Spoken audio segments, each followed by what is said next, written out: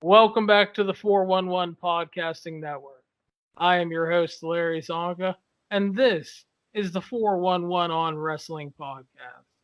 Today is episode 7, and we're going to be starting our WrestleMania week previews early.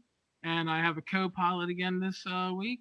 We have Jeremy Lambert joining me again. Jeremy, what's up, brother? How are you doing, Larry? Thanks for having me back. I'm excited to talk everything going on WrestleMania. Wrestling weekend, according to Jay Lethal.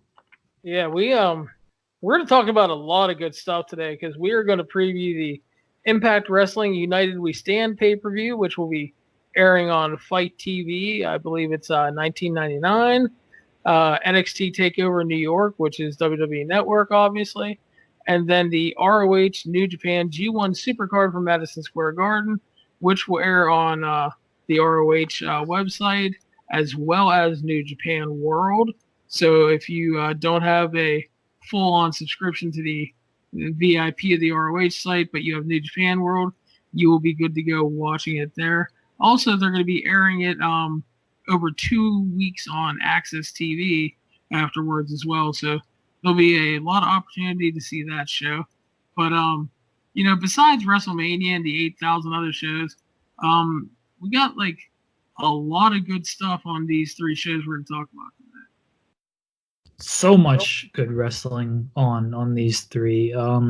Last time I was on, we briefly mentioned these shows, and they're just a lot of good stuff. I told you that Impact card is very underrated, and I'm actually excited to talk about that, and I'm never that excited to talk about Impact. Yeah, I do think it is. It's flying under the radar a little bit, and it really shouldn't though, because honestly, the Impact pay-per-views last year were good to great, and so like even if the TV, I don't think the TV is bad at all. I know some people still do, but I find the shows solid, and at least they make sense. They go week to week. I mean, the show's solid. They tend not to anger me, but when they go to pay-per-view and stuff, they tend to deliver. So yeah, Impact United We Stand. I believe it's an 11 p.m. show on Thursday next week, and so basically we're going to start off. First match is Tessa Blanchard versus Joey Ryan. Jeremy, your thoughts? I really, really hope that Joey Ryan realizes who he's wrestling and they keep the comedy to a minimum. Tessa Blanchard should not be taking dick flips. She's really one of the stars of Impact Wrestling. They push her very hard. She's been a focal point on that show for months. She doesn't need to involve herself in too much comedy in this match. And I hope they more showcase Tessa Blanchard. Like, that's who you're building around. Joey Ryan is coming in because Eli Drake didn't want this match. And if you need somebody to wrestle a female, Joey Ryan's the first guy you call. So I hope they showcase Tessa and keep the Joey Ryan kind of comedy stuff to a minimum. Joey Ryan's got his own penis party during this weekend. Like, go to that show if you want to see 100% Joey Ryan. But for this match, I really hope that Tessa Blanchard just kind of really gets to shine in a serious manner. Yeah, I actually completely agree. Tessa has been one of the focal points of Impact programming. They've tried their hardest to build her into a star, and she has star qualities. It's not like they're not, it's not like they're working with nothing here. I mean, she's very talented. Rumors about attitude issues aside, when she gets in the ring, she doesn't fuck around. I mean, she's very good. She has a lot of good matches, and this should be about, Joey Ryan is the guest, and he, like you said, you need to book an intergender match. You need someone kind of last minute. Joey Ryan's a good choice. He's done a lot of it. And this should be about Tessa, and she should win. With I mean, there should be no real doubt here, because as you said, you need to keep the focus on her as a star. So I'd be shocked if she lost, really. And I like Joey Ryan. I don't think he's killed the business or anything, as the old saying goes. But this is really a match where they just need to showcase Tessa. Don't overdo it with the Joey Ryan stuff. Yeah, and I agree. And we'll stick with talking about the knockouts. Actually, we have a knockouts title match. Is champion Taya will defend against Rosemary, Jordan Grace, and Katie Forbes. I would imagine Taya wins. I'd like to see Jordan Grace get the title. I know she has a singles match for the title, I believe, on next week's Impact. So it would actually air like 24 hours after this show. So it'd be kind of weird if Jordan Grace wins the title on Thursday and then you air this episode on Friday where Taya is the champion and she beats Jordan Grace. Because of that, it makes me feel like Taya is just going to win so they don't screw up their television too much. But it'd be cool if they did something special here and put the title on Jordan Grace. Rosemary, I don't care too much about. And Katie Forbes, I admittedly don't know a whole lot about. Yeah, I think Taya retains because I think that Jordan Grace will end up probably facing her again at the pay-per-view in April. The non-internet pay-per-view, right? The Rebellion show. Yeah. So I think that'll be the direction. It'll mostly be built around them during the match. And actually, I think that match, the first match you were talking about, I think that actually airs this Friday because I think this is the Against All. Yes, you're correct. I was watching Impact earlier today, and so I was thinking this week, but I forgot that was a show from last Friday. So when they're talking about next week, it's actually this Friday. So you are correct. So it'd make more sense now if Jordan Grace does win the title. I still believe that Taya is probably going to end up winning, but again, I think it'd be cool if Jordan Grace ended up winning the belt. Yeah, I like Jordan Grace a lot, and I think later down the line, even though they've already done one TV match, I think that there's good stuff with her and Tessa in the future. So definitely. Good feud there. Some tag team action next. We got LAX on the card facing off with MLW's Low Key and Ricky Martinez. Assuming Low Key shows up. Well, this is true. He did back out of that Minoru Suzuki match last year. I mean, I don't blame him. I'm not buying Low Key showing up. I think he's working both MLW shows that weekend as well. I don't know. I could totally see Low Key flaking on this match. I figure LAX would win. They're the Impact guys. So why wouldn't they win? The match will be fine. LAX is good. I think the bigger draw here is will Low Key show up. Yeah, it's actually a fascinating thing when you think about it because, I mean, he's been on good behavior with MLW. It'll just, as long as he stays, the newer Low Key, he's been fine. But, that's always in the back of your mind because, when you talk about a guy that has burnt a lot of bridges, Low Key is right up there. And hopefully there's nothing bad going on and he shows up and we get a good match because LAX, I love LAX. Low Key can still go and Ricky Martinez is fine. He's not going to hurt anything. I don't think he's like very good, but I don't think he's bad either. He's fine. He's a guy, so, and he'll probably, as long as everything goes to plan, Mr. Martinez should eat the pin here. So, another big tag match, we have Impact versus Lucha Underground, which was the theme of last year's Impact when they did a show WrestleMania weekend on Twitch. But this year it's more a regular Impact show with some special guests. But right now it's Drago, Daga, King Cuerno, and Aerostar from Lucha Underground facing off with Cage, Moose, Eddie Edwards, and a partner to be named because Johnny Impact refuses to team with Cage and inserted himself into the Ultimate X match. So, I like that they kept with some of the television here, and Johnny Impact shouldn't want a team with Brian Cage. Like, he embarrassed this man, and Brian Cage is out to kill him. So why would Johnny Impact put himself in this match next to Brian Cage? I thought that was a good continuity arc there.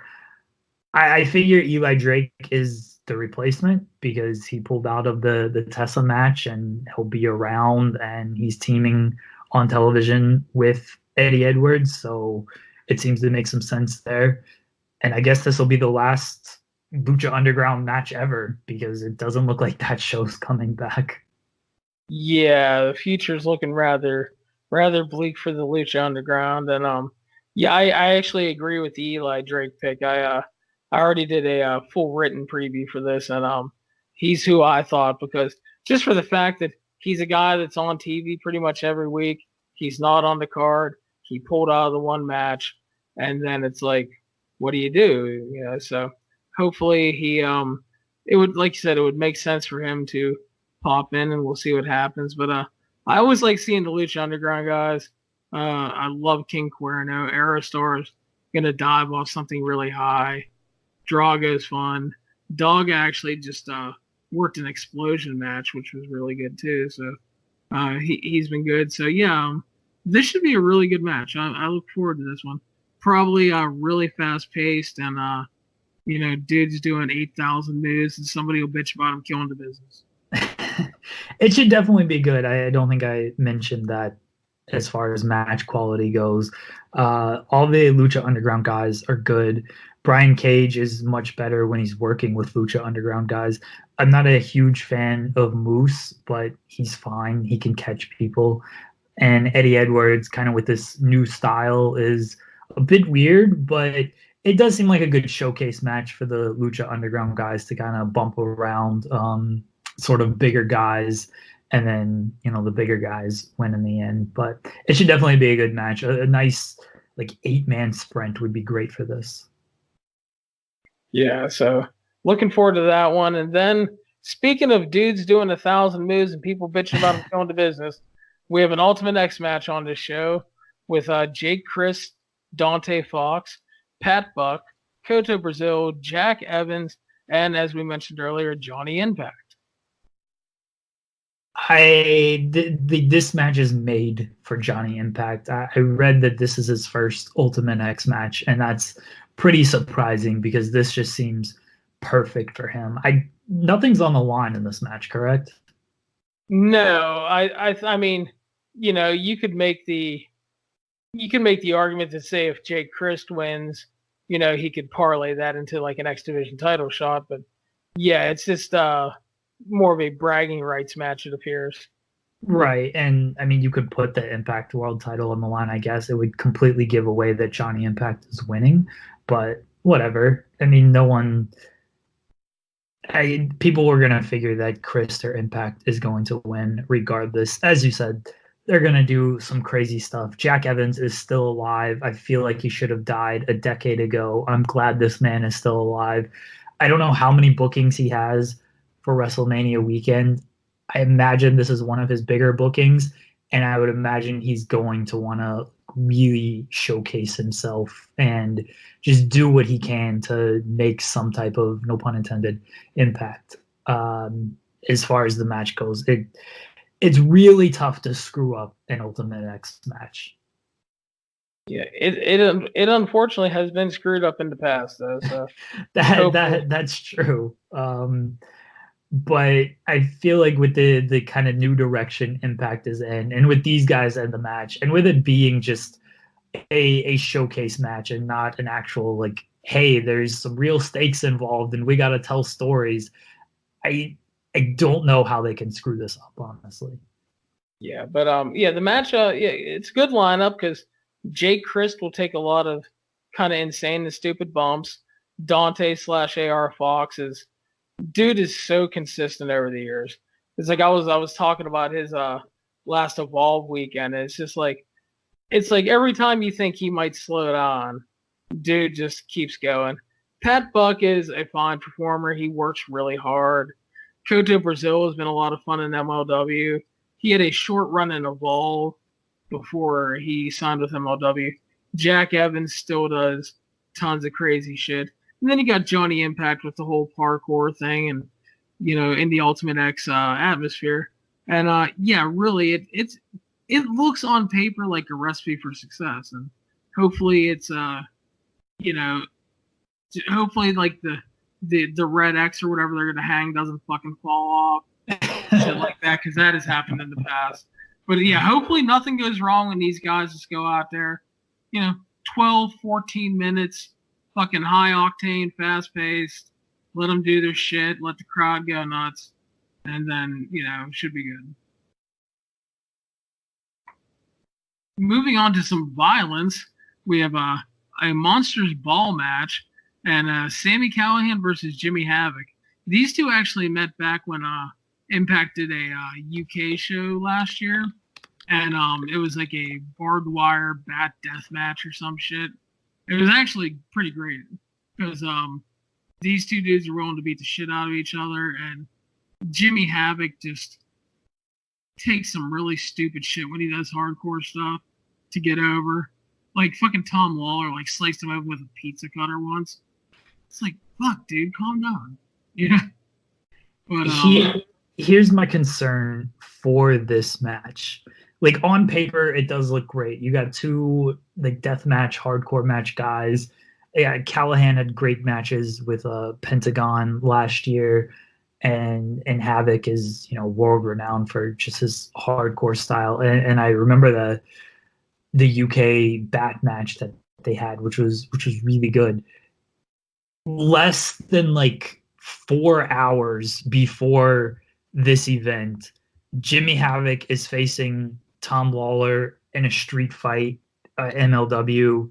Callahan is facing Mance Warner for MLW. I don't know what kind of shape these two are going to be in this match. On paper, it does seem like they're just going to beat the shit out of each other. It wouldn't surprise me at all if these guys are just you know what? I just had a war with Tom Lawler. Me and Mance Warner just did a bunch of crazy shit. I'm going to take it a little easy because both these guys have, I feel a lot of bookings this weekend. And when it comes to that stuff, you really got to see, all right, these matches look great, but if you've got 5 matches over the weekend, you can't give it your all in 5 matches. Some of them are going to stink.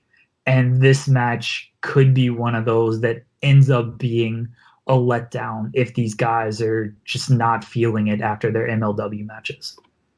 Yeah, and that's a very fair point because over the past couple of years, that is one thing a lot of guys like me and the other reviewers have noticed is you'll see a guy that has, there's a guy that has 2 or 3 bookings and he's having killer matches all weekend.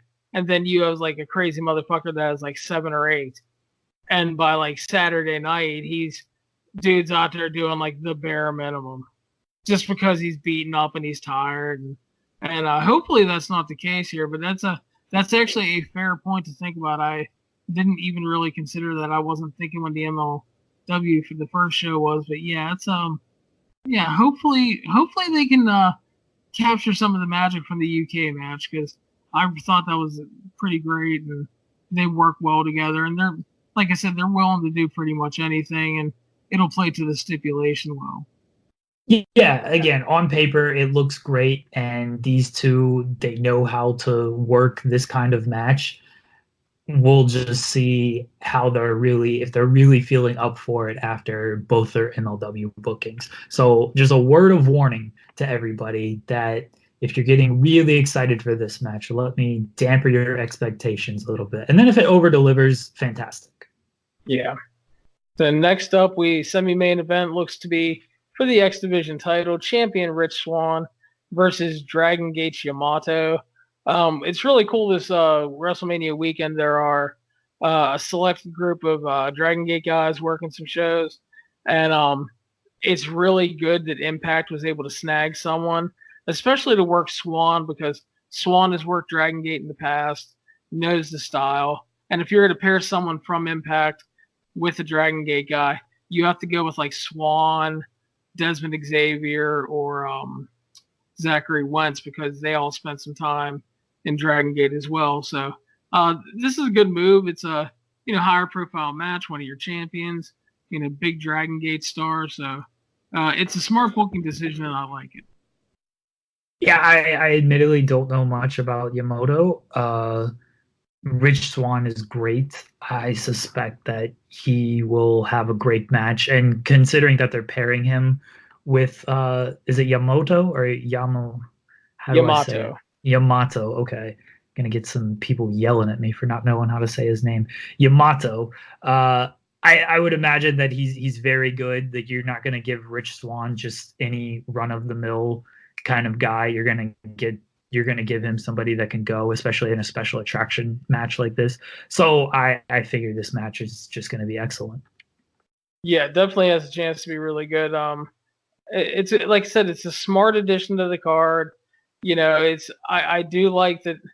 I do like how they're, you can tell it's an Impact show, but yeah, it's an Impact show with special guests, which is good because it's Mania weekend. You want to make sure you sell tickets, and it's they're always looking to hype things on like the Global Wrestling Network, and now you can hype a Yamato match and stuff like that. I really just hate that they take up part of Impact with like these old matches. Like this past week's episode was Mr. Anderson against Jeff Hardy and some ladder match, and it's like let's show this for 10 minutes instead of actually building to what we're doing with this company. And Jeff Hardy wins and the crowd goes mild, and it's just, I hate that on these Impact shows. Their archive is great. I don't have the Global Wrestling Network. Their library is fantastic. I don't need 10 to 15 minute advertisements for it every week when I'm trying to just watch an episodic wrestling show. Well, the worst thing for me is when, obviously they're trying to showcase things that'll get people to subscribe, spend their $8. But sometimes you're putting on a solid show or an okay show, and then all of a sudden you're gonna fucking whip out 12 minutes of Styles versus Daniels, or Daniels versus Joe, or Kurt Angle versus AJ, and it just smokes everything you just watched for 90 minutes. It's don't do that. It's you're killing these poor dudes who are, they're trying really hard, and it's yeah, you can't do that, especially when you pull out some of that really good shit they have. But the main event is the Lucha Brothers, Pentagon and Phoenix, facing off with, of all people, Rob Van Dam and Sabu. I'm very excited for this match as a longtime Rob Van Dam mark. I don't know what he's going to bring to the table here. He's still he still stays pretty active. He still stays in shape and everything. And considering he doesn't take a whole lot of bookings, it feels like he should have plenty in the tank for this match.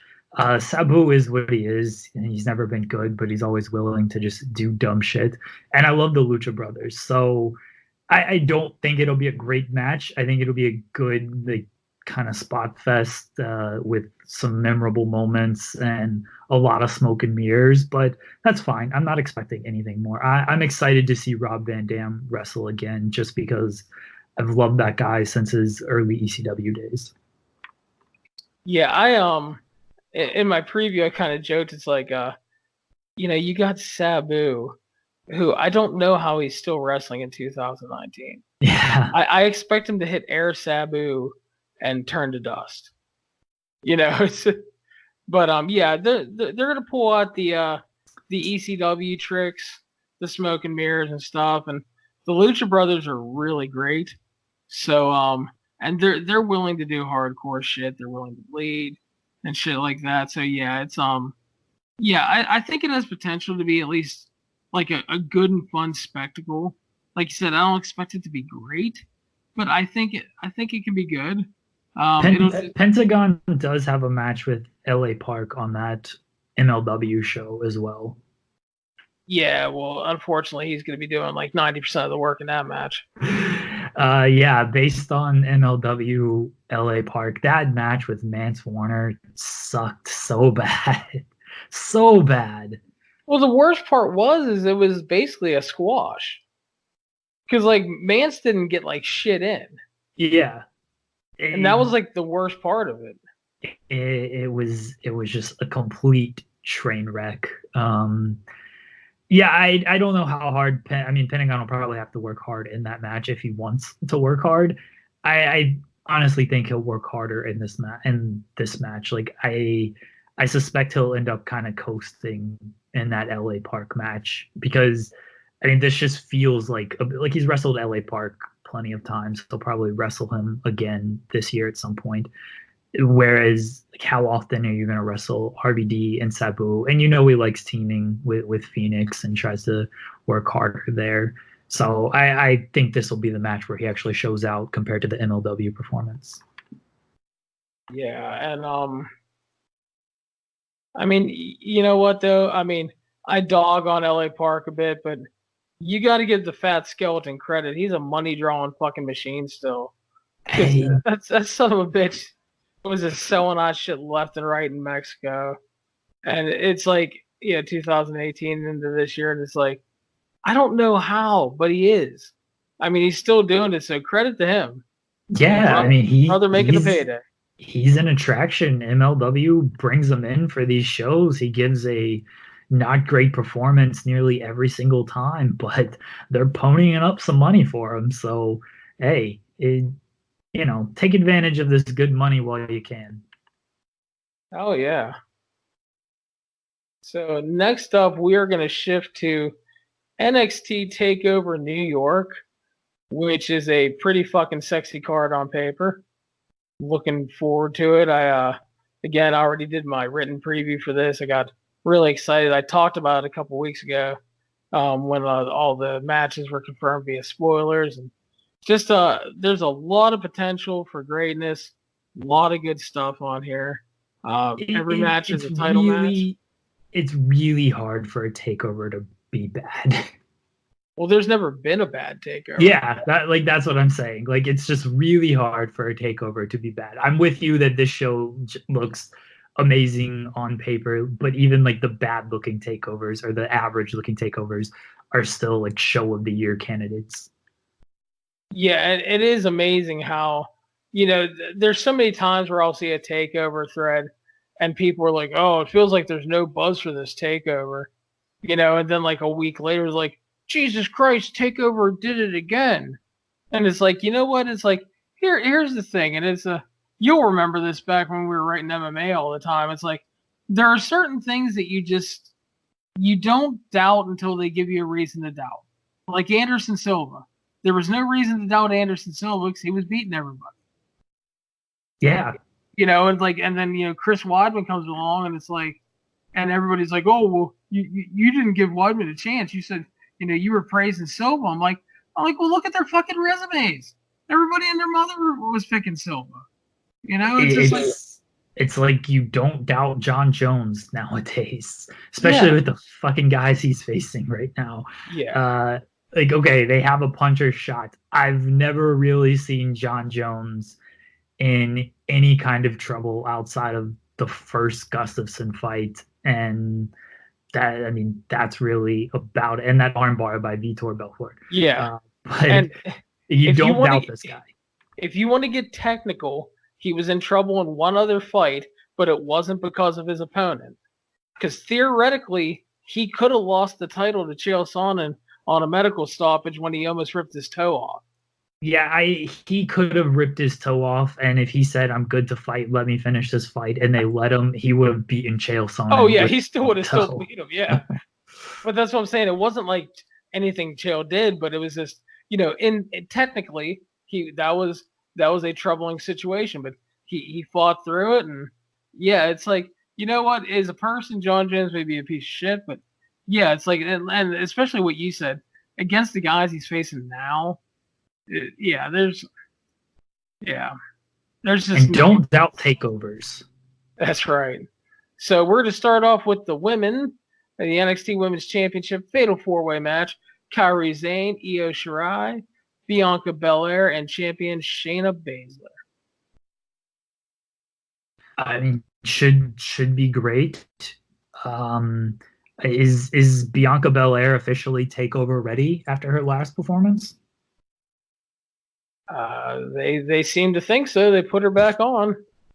Come on, you don't. Oh, that's right. I forgot. Did you not see the controversy with Sam Roberts burying Bianca Belair prior to the last takeover? No, I ignore everything Sam Roberts and Peter Rosenberg said.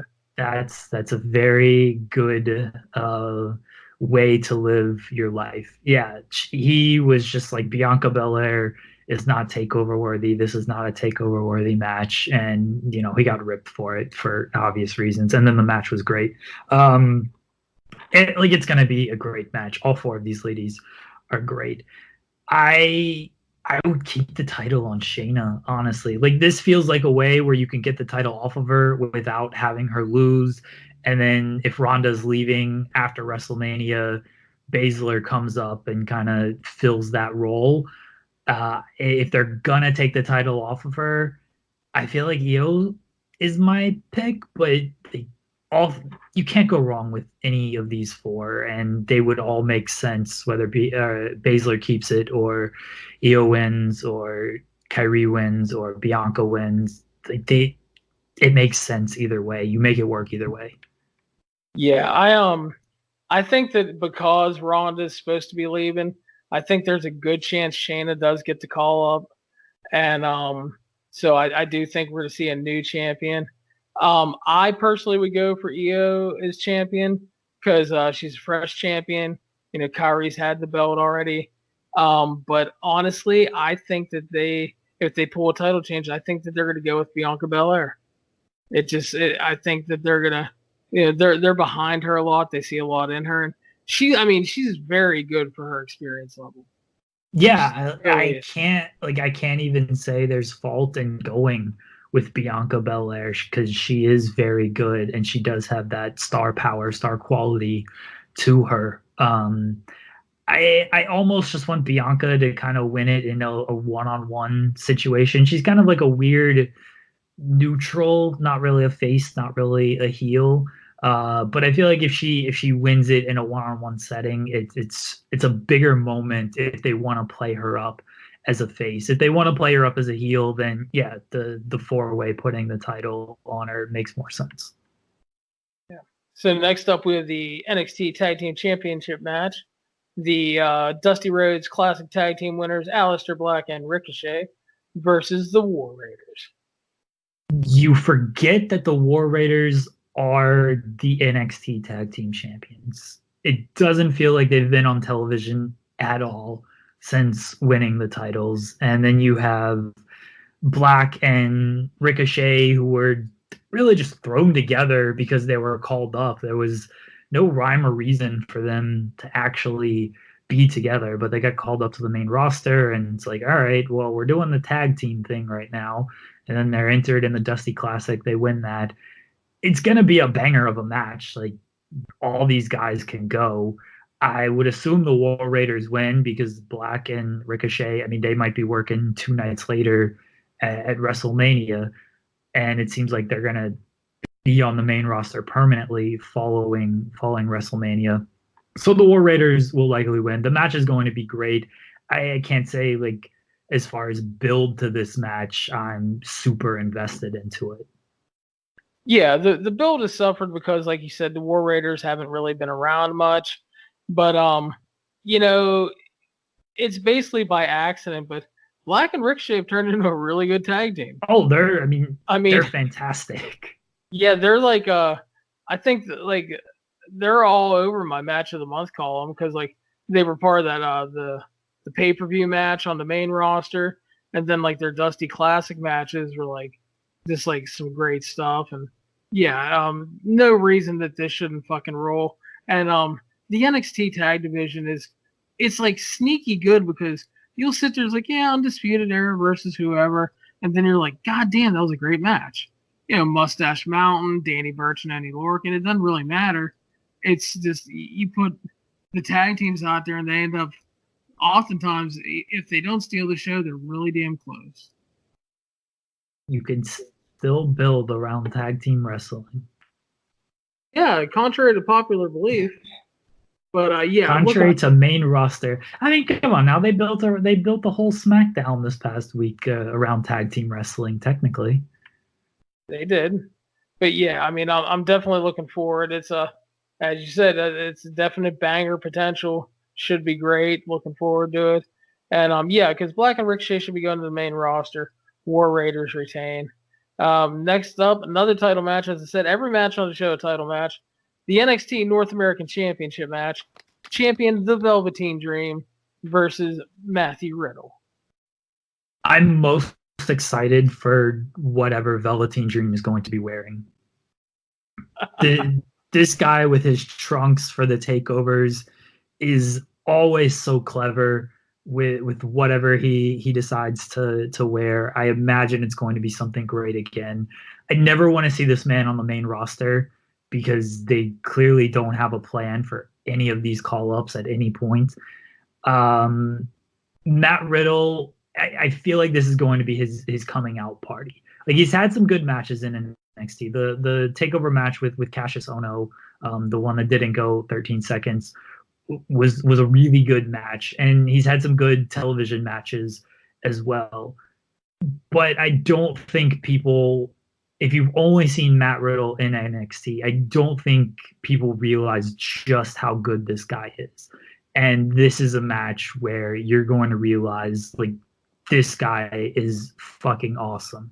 He's going to be the Stallion in this match. Like, you're going to get the bro Stallion, and it's going to rule. Velveteen Dream is great, even though he's still not the most polished wrestler in the world. Like, just his character work is some of the best in wrestling, and so that carries that makes up for what he kind of lacks as far as technical aspects of his work. I'm really looking forward to this match. I think Velveteen keeps the title. I think they can just do more with him with the title, but it also feels like, how are you beating Matt Riddle right now? So I don't know. The winner, I'm not too concerned about. I'm just really looking forward to this match. Honestly, one of my, like, of all the matches for WrestleMania weekend, this is definitely in my top 5.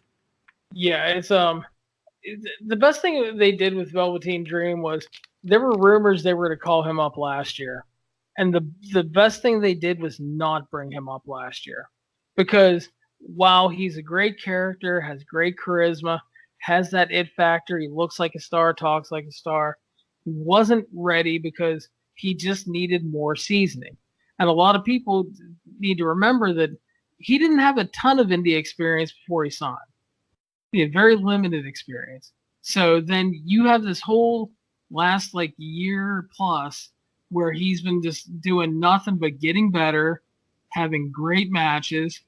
And, I mean, yeah, it's just been great. And then Matt Riddle, this is a guy who, like, 4 years in, has already put together a tremendous portfolio of matches. Evolve, PWG, worked Progress and everything. And the only thing I hated about Riddle signing with the company was that I never got to see that Japan run. I was hoping for a G1 run at some point. Same thing with Keith Lee, because I love both of those guys. But yeah, but WWE came calling with that money before New Japan got their hands on them. Well, you know, I mean, it happens. That's the thing. People are gonna bitch about this and that, but, like, you know, Keith Lee, one of his goals, he wanted to be a WWE wrestler. Nothing wrong with that. You know, Matt Riddle wanted to be there. And the thing about Riddle people don't understand is, like, when he left MMA, started training at the Monster Factory, ROH wanted to sign him. And then he had gone to a WWE tryout, so he called WWE. And then Triple H brokers the deal to get him into Evolve because he wants Gabe to bring him along, and they were still concerned about the marijuana thing. So Sapolsky smartly brings him along. He put him in there against grapplers and mat wrestlers and stuff when they were heavily working that style. Started them short matches, 4 to 7 minute matches. Slowly they got a little longer. And then all of a sudden he has a match with Tracy Williams, and he has his first 15-minute match. and it's fucking just great. And you could just see each match, things clicking with this dude. And he just got it. And he got it fast. And he is a star written all over him. I mean, Christ, he looks like a Von Erich. I mean, he could be like the long lost Von Erich. But I mean, I love Matt Riddle, love Velveteen Dream. Yeah, this should be great. Between like just Riddle's style and just all the characterization work Dream does, a lot of potential. Looking forward to it, and would not be surprised again if this is just another great match. Yeah, again, this is top 5 in the weekend for me. I love both of these guys, and I imagine they're going to get plenty of time, and I imagine they're going to deliver in a big way. Yeah, and speaking of anticipated matches for the weekend, this is definitely one of mine right here.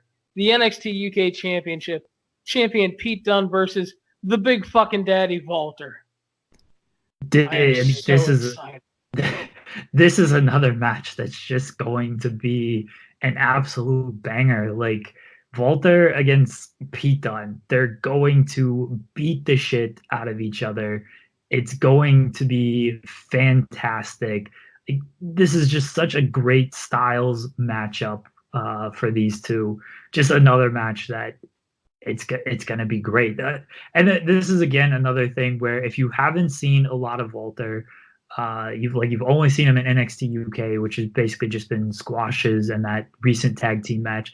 This is this is going to be a breakout match for him because he's working Pete Dunne, who, I mean, for my money, Pete Dunne has some of the best matches in WWE NXT history. Like, every time this guy is put on a big stage, he delivers just an absolute classic. And now he gets to work with Walter. It's going to be awesome. Yeah, if you go on, because obviously Pete Dunne doesn't have a giant portfolio of WWE contracted matches, but if you take his WWE contracted matches and you go match for match with any top star, match quality alone, he'll fucking smoke anyone. Yeah, like the ratio of just matches to great matches is really high for him. And it is because he doesn't work like all of these house shows and he's not wrestling 5-minute matches on TV every week.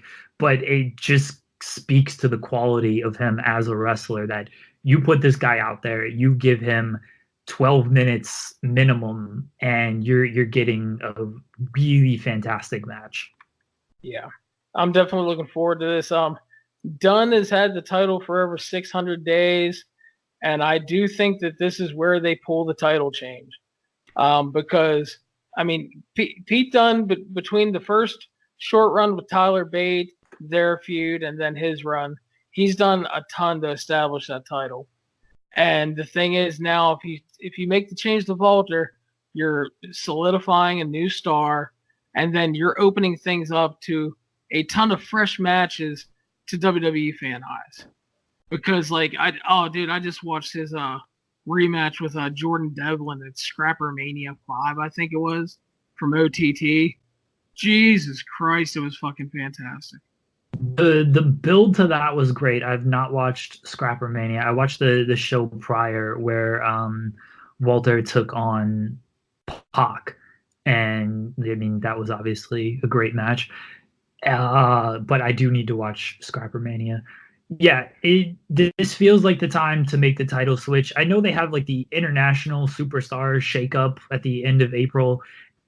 It feels like the time to just move Pete Dunne onto something else. I honestly hate that for the guy because he's not going to do anything on Raw or SmackDown, unfortunately, as great as he is. But he's pretty much done all he can do in NXT UK. He's done a good amount in NXT as well. So it feels like you can move him on to something else after this, and you could just build the division or the brand around Walter now. But if Pete Dunne stays at NXT UK, like, even better. Yeah, but like I said, the good thing is if they pull the title change, you get fresh matches for WWE fans because Walter versus Tyler Bate, Jordan Devlin, stuff like that. You can do the Pete Dunne rematch. And just a lot of good stuff with him. So I'm so looking forward to this. It looks so good. And again, both these are guys that deliver at extremely high levels in big matches on a consistent basis. So there's no reason to think it's not going to be great. Yeah. And then we come to our main event, which is unfortunately for the vacant NXT Championship, a 2 out of 3 falls match. Johnny Gargano versus Adam Cole, baby.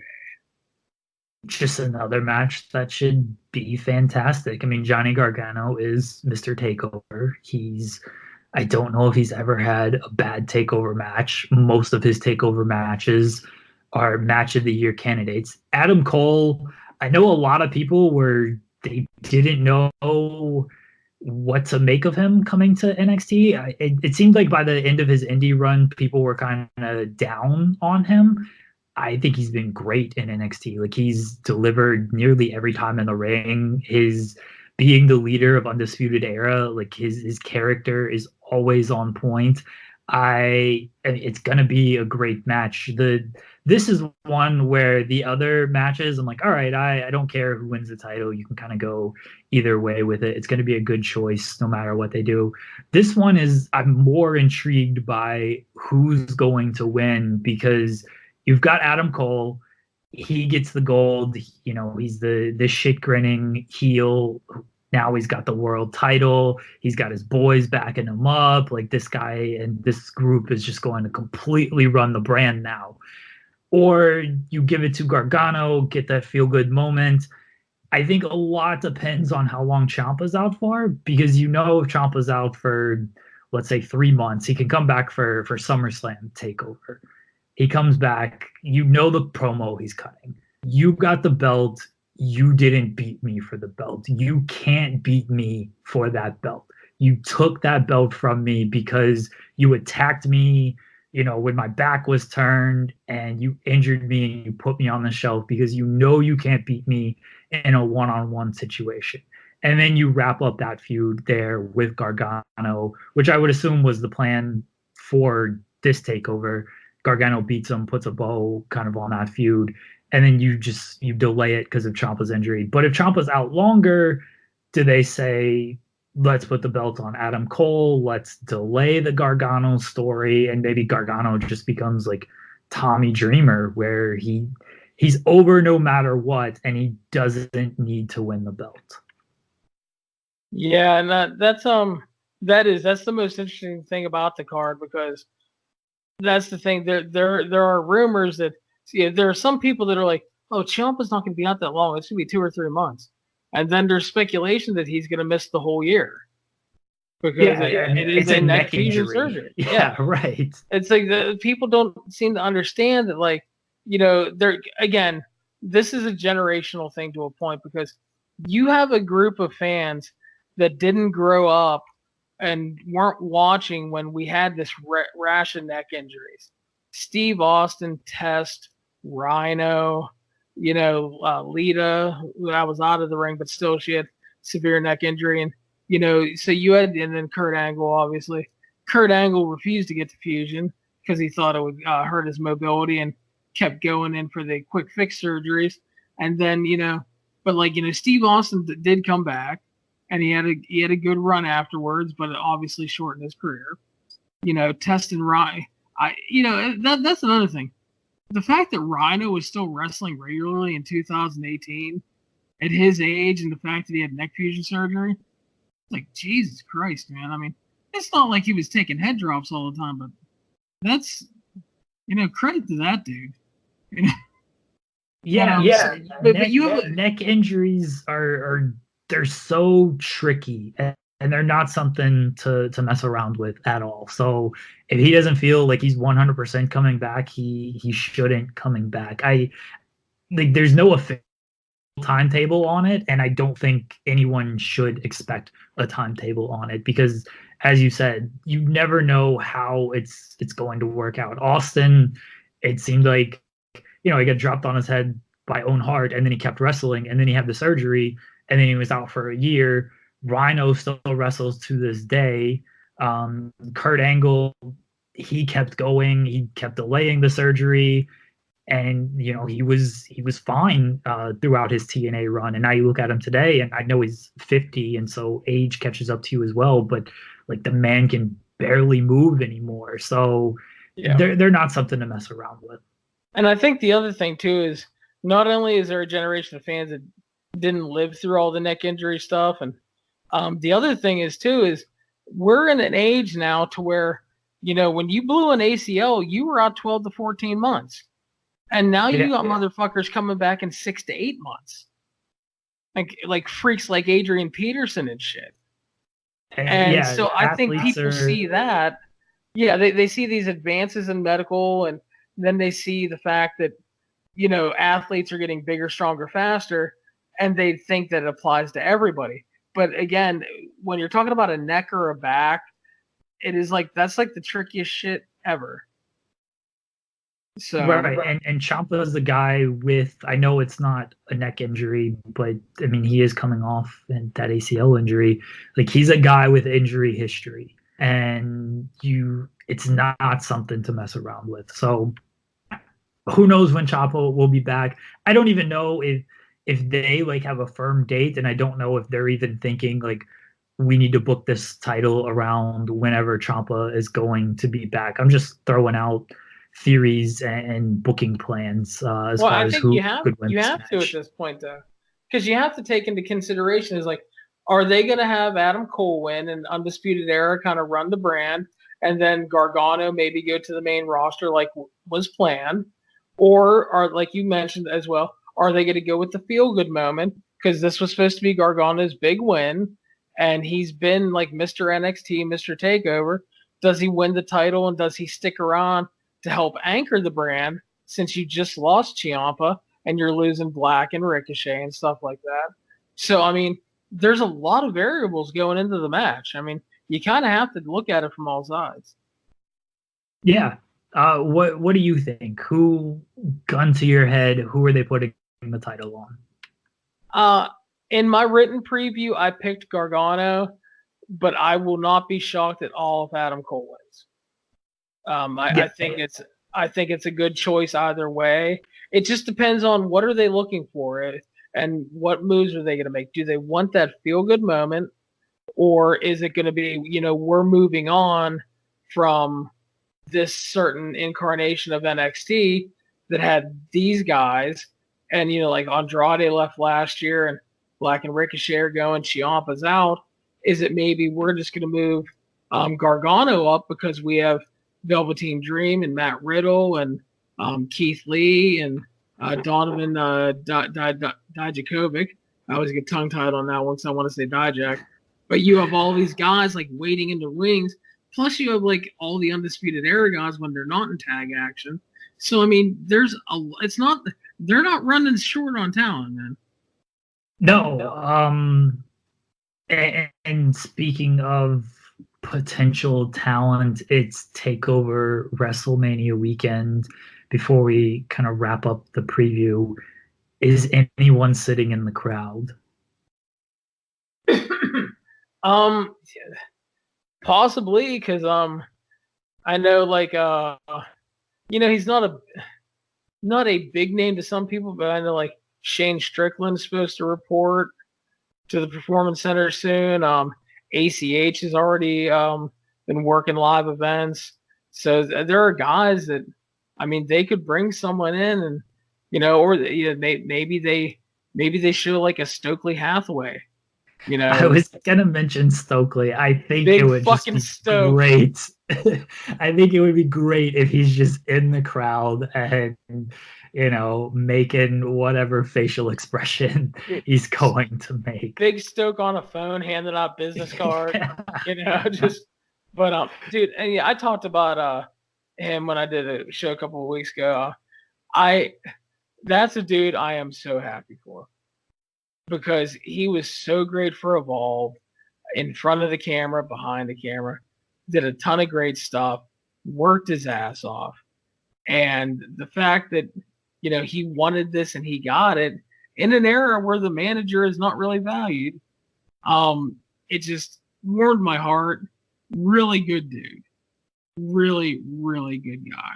Yeah, I think it's great. I hope. Yeah. Go ahead.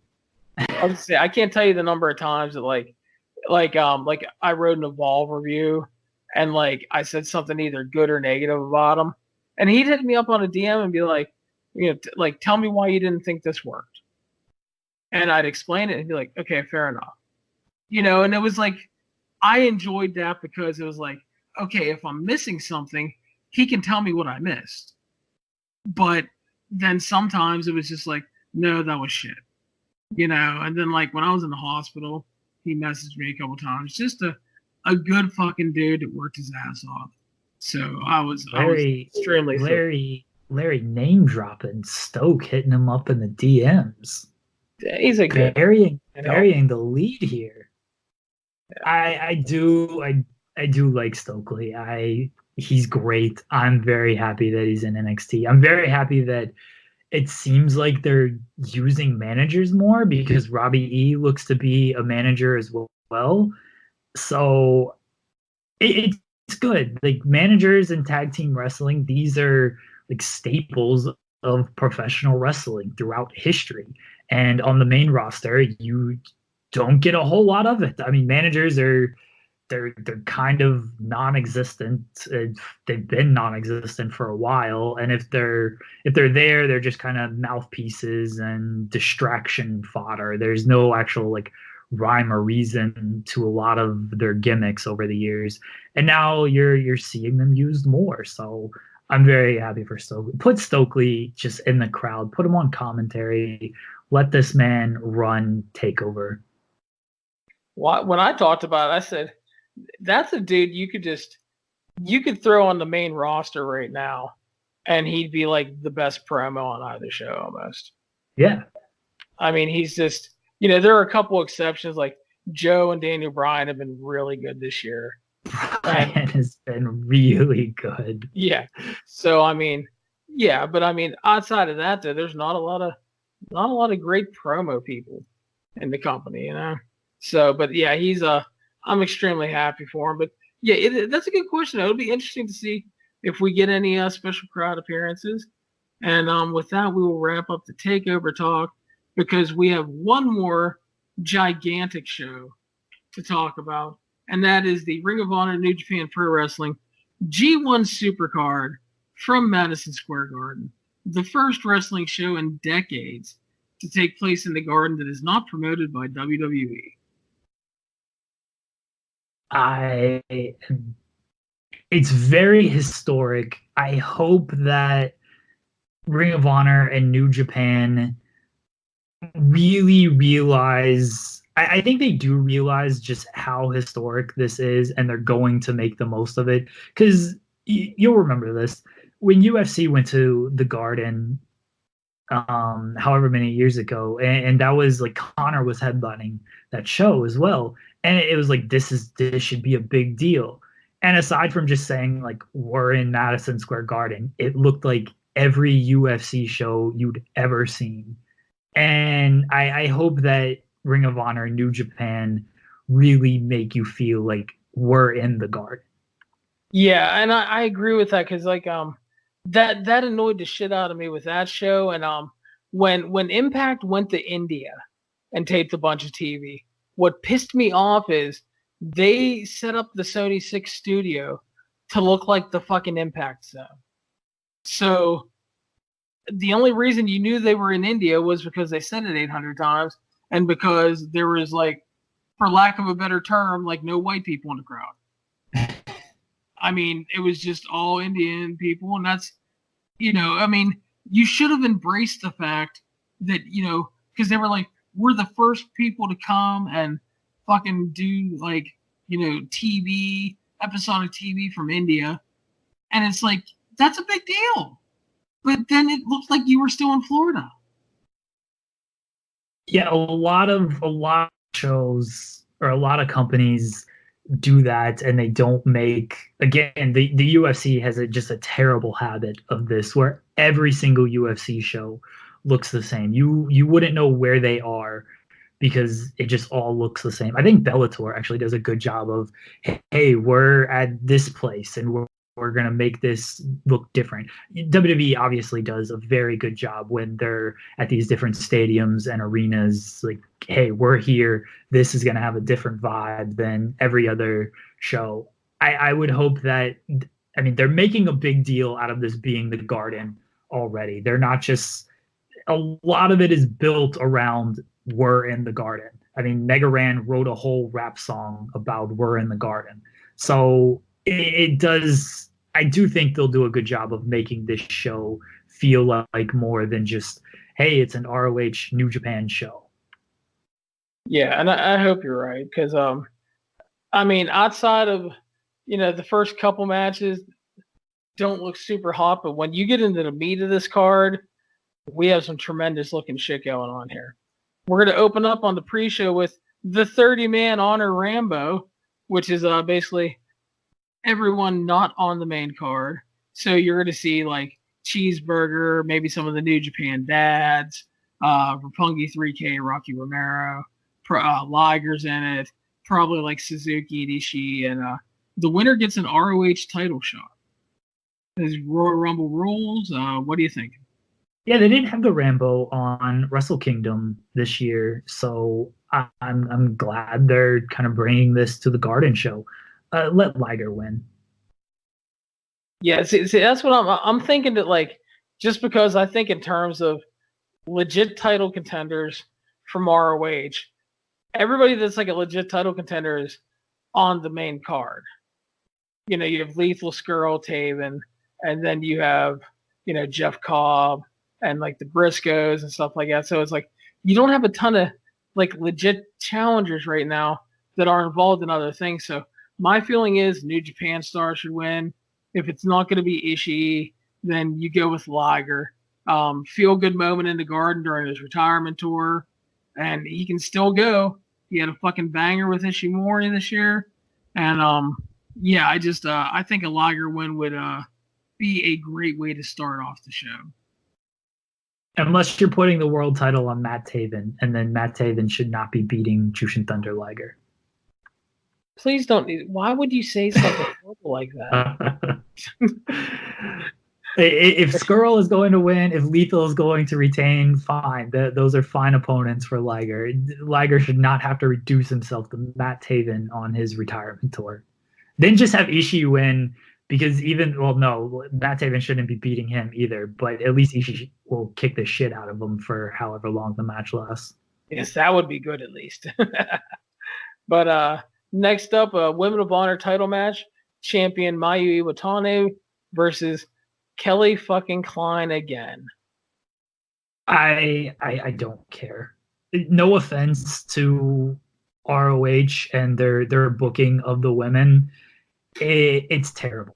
It's really bad. It's obvious they didn't want to actually do it, but kind of got blowback that they were like, oh, we should maybe book the women. And then they had no actual plan on what they were doing. I mean, the Madison Rayne situation pretty much solidifies that theory. I truthfully do not care.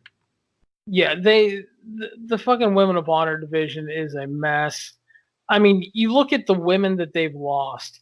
They lost Karen Q, Deonna Purrazzo, Madison Rayne left, and they couldn't even, when she was healthy, they couldn't book Tenille worth of shit.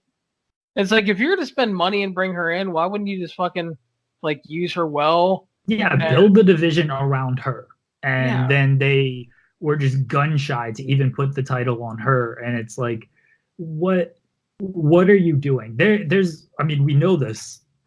There are plenty of talented women in the world of wrestling that are not in WWE. Like, Impact has a great roster. AEW is building a very good women's roster. There's more out there, whether you work through Shimmer or Shine. Like, there's plenty of talented women out there. And the ROH Women of Honor roster is Kelly Klein. Unfortunately, and I think she probably wins the fucking title back here in their third match this year, and the first two weren't really that good, so yeah. Not looking forward to it. I love my Iwatani, but Kelly Klein is just, just does nothing for me. Yeah, it's not. I mean, it's not a good division. As I said, it feels like a division that they were forced to do because everyone was clamoring for a strong women's division from literally every single company in the world. And so they gave in, and then they didn't have an actual plan. And even though they've had a year, however long it's been, they still don't seem to have an actual plan. Pretty much, and that's unfortunate. Next up, we'll look at Dalton Castle versus Roosh. Yeah, we talked about this last time, how it just feels like a waste of Roosh. Dalton Castle was good, bordering on very good prior to the back injury. And then since he's come back, he's just he's not the same guy. And it's very obvious he's not the same guy. And I like Roosh. I think ROH sees a lot in Roosh. They had him beat Bandito on the 17th anniversary show, and now Bandito's in the IWGP Junior Heavyweight Title match, and Roosh is wrestling Dalton Castle. And I assume it's to get him a good win over a former world champion, and like that looks good on his resume. But as far as match quality goes, it's not a match where I'm like, I can't wait to see this Roosh match. Yeah, and I feel the same way. I like Dalton Castle a lot. Charismatic motherfucker. And when he was not injured, was very good. And he's just not the same. And it's almost hard to watch at this point. Because it's not that he's bad, it's just he's struggling so much. He has like no core strength because of his back injury. And it's becoming kind of painful to watch because he looks like he's in like real pain all the time, because he probably is. And I don't see the match going well at all. Hopefully Roosh gets the big win. As you said, they can claim he beat a former world champion. And then, he'll probably start moving up the card. Hopefully, Taven doesn't win because they'd want to do that match and stuff. But sorry, I can't do it with Matt Taven, man. I tried. We'll get to him later. Yeah. Next up is Bully Ray's New York Street Fight Open Challenge. The big speculation going in was that it was going to be Flip Gordon coming back. But unfortunately, Flip re-injured his knee and might be out another 6 months. Yeah, that was the theory, obviously, that it was going to be Flip Gordon. I know Bully Ray in his 17th anniversary call-out, like he put the emphasis on Punk, and ROH kind of highlighted that on their little write-up that they did for the Open Challenge, making you believe that CM Punk is going to show up. That's at least the speculation, the rumor and innuendo, as Bruce Pritchard likes to say. It's not going to be CM Punk. If it's CM Punk, then somebody shelled out a lot of money, and CM Punk just really wanted to stick it to WWE, I guess. I mean, he's always wanted to do that, but to answer a Bully Ray Open Challenge, I don't know. I can't imagine it's CM Punk. Flip Gordon made the most sense. The Flip Gordon injury thing is weird because they announced it and then they haven't announced like an MRI or further results. Like they said that if it's this, then he could be out 4 to 6 months, but we don't know if it's that yet. I don't know when he's supposed to get scheduled and an MRI. I've heard from certain people that it could potentially just be a smokescreen to have him be at the Garden as more of a surprise than it originally would have been if he was back working the week prior. So just something to keep in mind. If it's not Flip Gordon, I mean, just bring out Suzuki. Let the crowd go crazy for Kaza Nira and just have him kill Bully Ray. Yeah, if I hope it's not like a swerve with Flip, because I don't want to see flipping Bully again. He already beat him clean. He ended the feud in December. I don't need to see it again. I just don't. I mean, I don't need to see Bully Ray, period, honestly. Yes, this is true.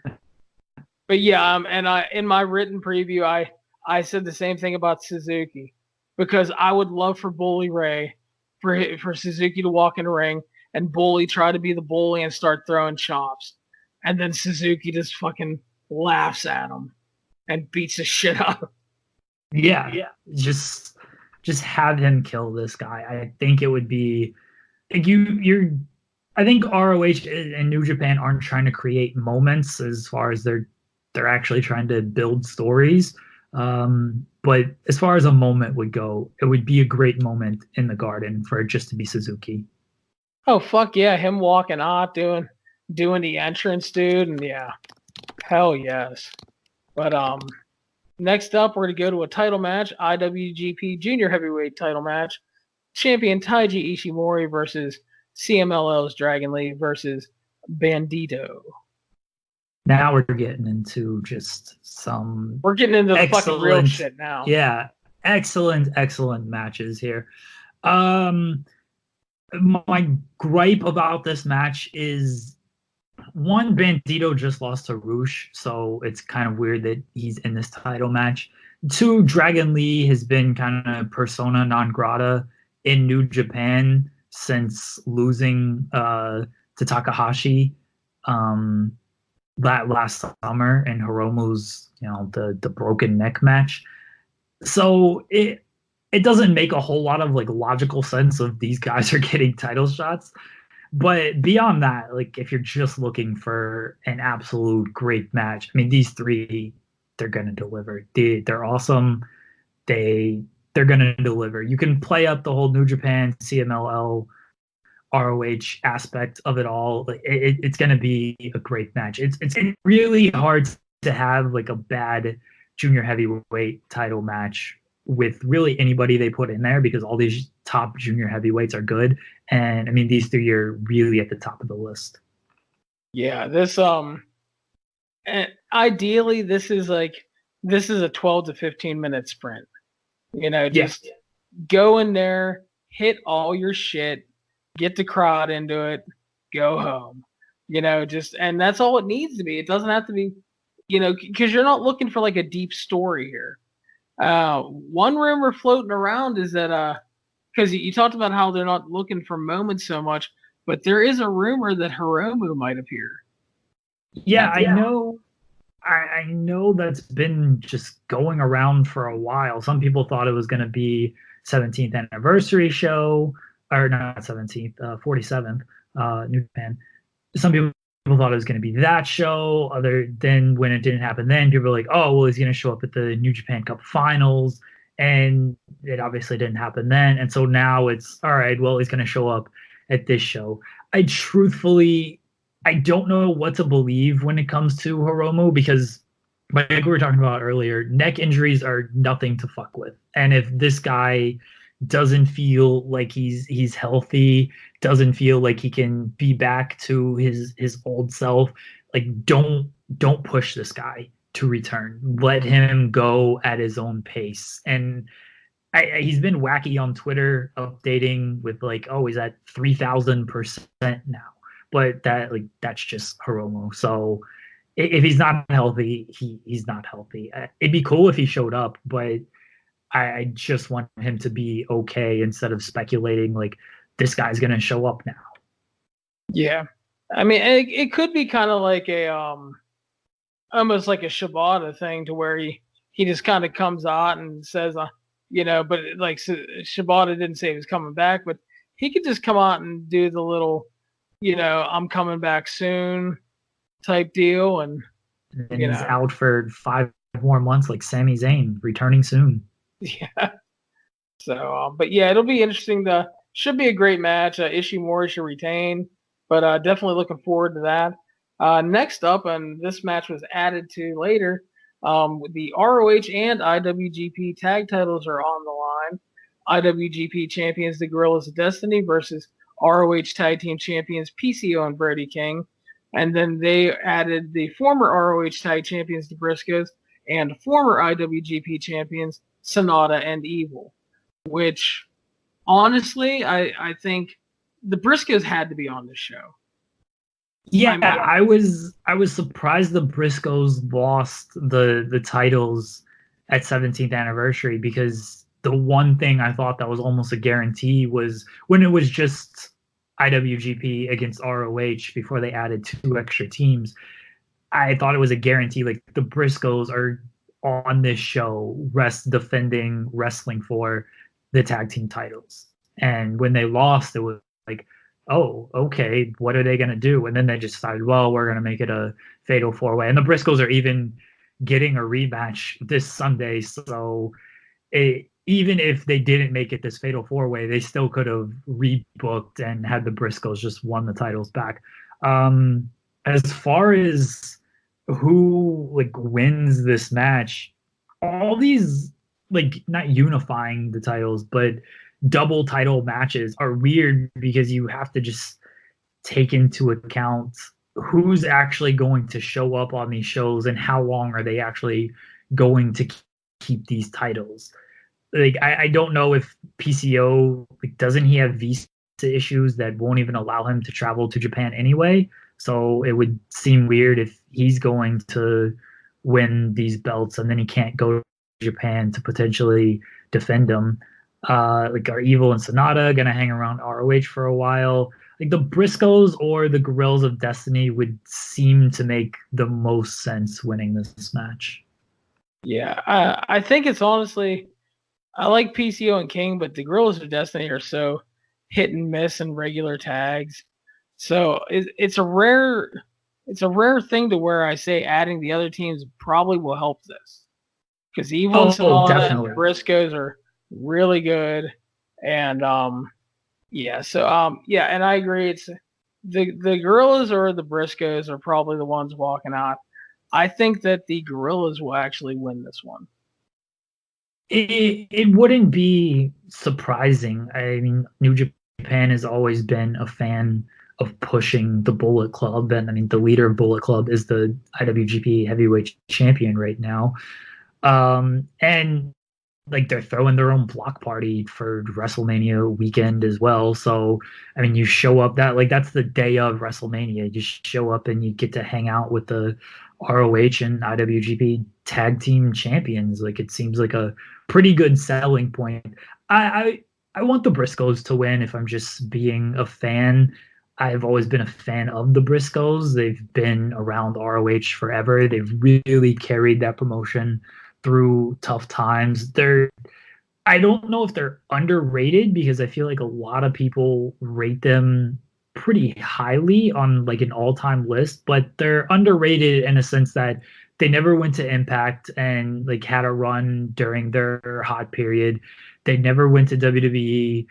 Even nowadays, they're still in ROH, and even ROH is kind of behind New Japan right now.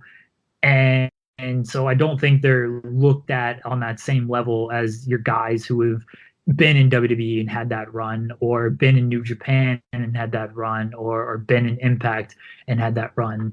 And I put the Briscoes on that level as a lot of those tag teams.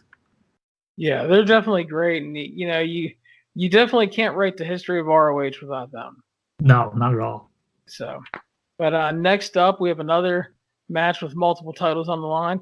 ROH TV champion Jeff Cobb versus the never openweight champion from New Japan, Will Ospreay. They spoiled this and then realized Ospreay was still in the New Japan Cup, and then it's happening anyway. I think Will Ospreay is a top 3 wrestler in the world right now. He does not seem to have a bad match. People want to complain about his selling or his facial expressions and all that stuff. That's the Ospreay of years ago, not this Will Ospreay, not 2019 Will Ospreay. He's really gotten that stuff down. That Lance Archer match, it didn't have the right to be as good as it was, because Lance Archer is just kind of a guy. He's an older guy. He's been around. You can't name me like 3 good Lance Archer matches throughout his entire career. And then he works with Will Ospreay and he turns in a classic. Like Ospreay is just on a different level than a lot of guys right now. And Jeff Cobb, I don't know if he's on that level, but he's on a tier just below him. Like the match he had at 17th anniversary was maybe the match of the night. And I mean, Jeff Cobb, he can work really any style. This match it's gonna be awesome.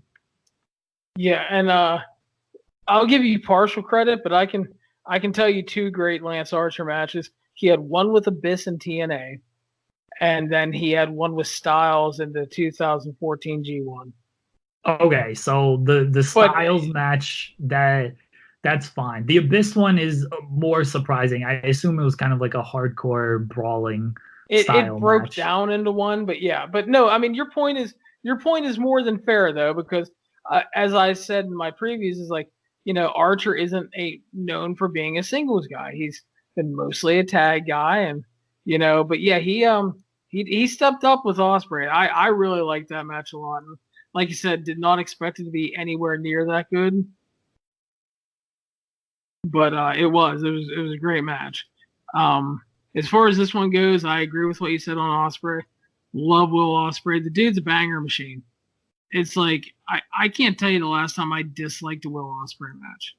Yeah, dude just delivers. And Jeff Cobb is another dude who's pretty much having great matches all the time. Not quite at the high level of Ospreay at times, but he's still having a ton of bangers and great matches. And with the fact that Cobb is has been working New Japan and ROH, I think that Cobb's going to win, because I think they're going to look at it as a way to up his credibility a little more in New Japan with the never openweight title win. Yeah, I agree with that.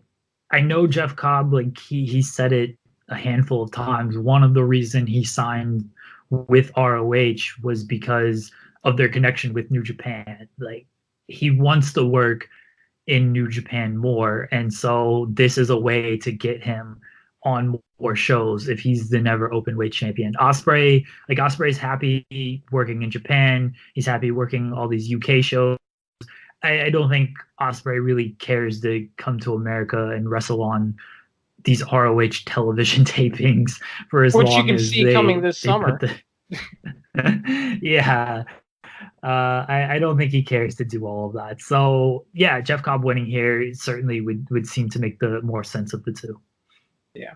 And looking forward to that one too. I think it's another match. A lot of bangers on the back end of this card, man. Because that looks like a great one, and the junior heavyweight title match.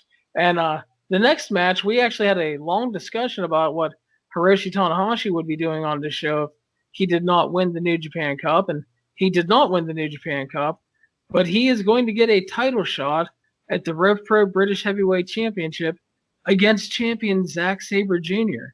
because Zachary wants revenge from losing, and he's willing to put the title on the line. And first of all, Sabre and Tanahashi always delivers. So it's a great addition to the card. Second of all, you're adding another title match to the card. Plus, you're getting Rev Pro in the mix. So we have like Rev Pro, ROH, New Japan, CMLL, all thrown in the smoothie, which is good because they all do work together. And then the other thing is, they've been telling the whole story of Tanahashi wanting to work in the Garden and throughout the whole tournament.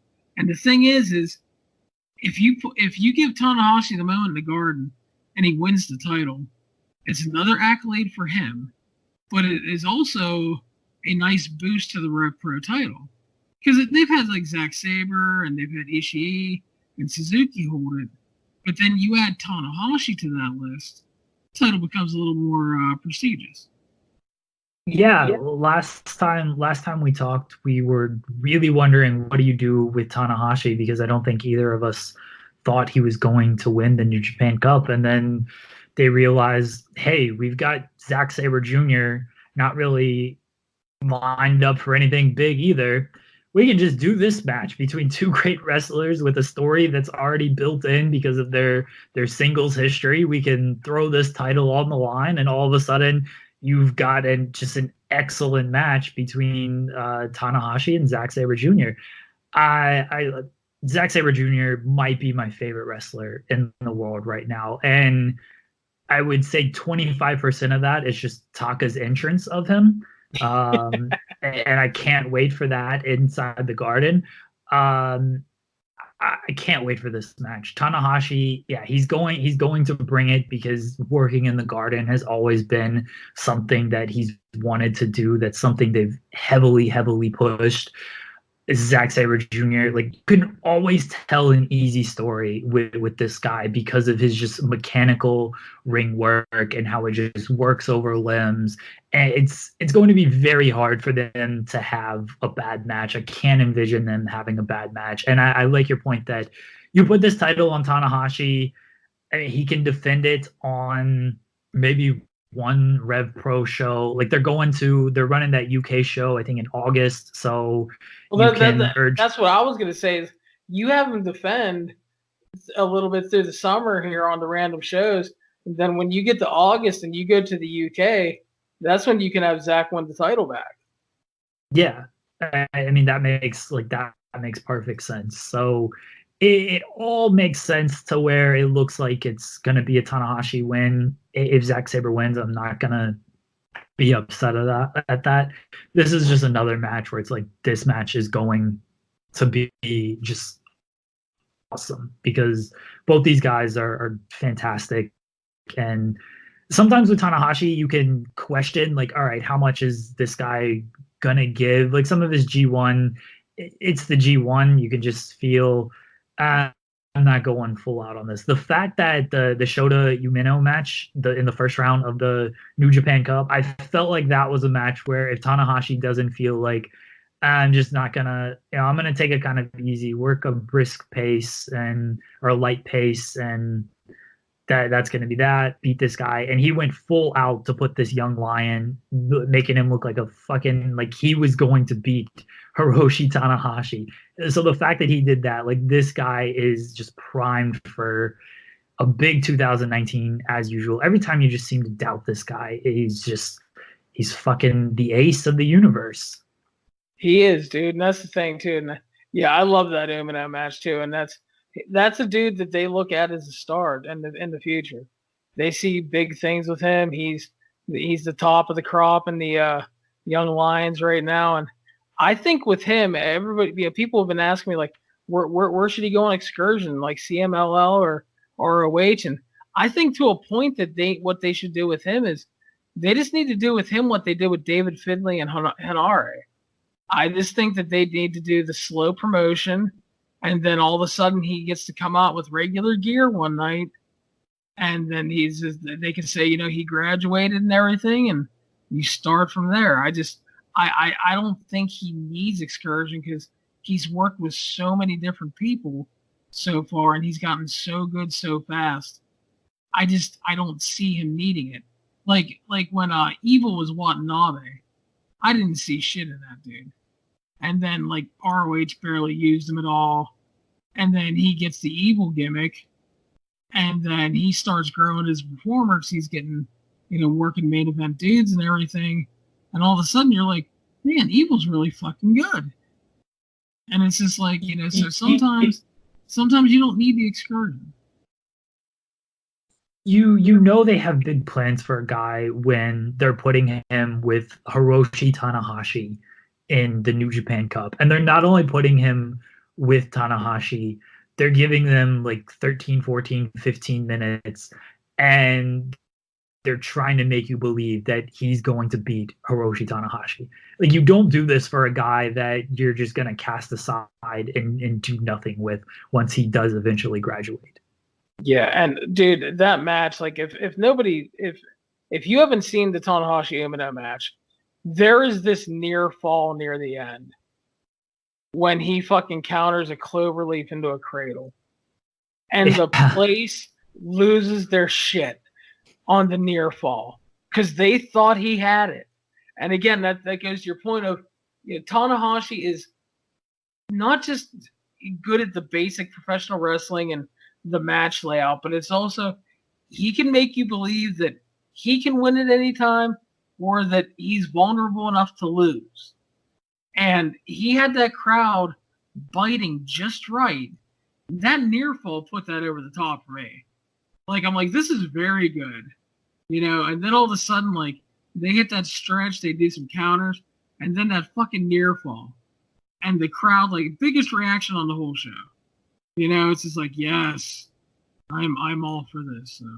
But yeah, it's great.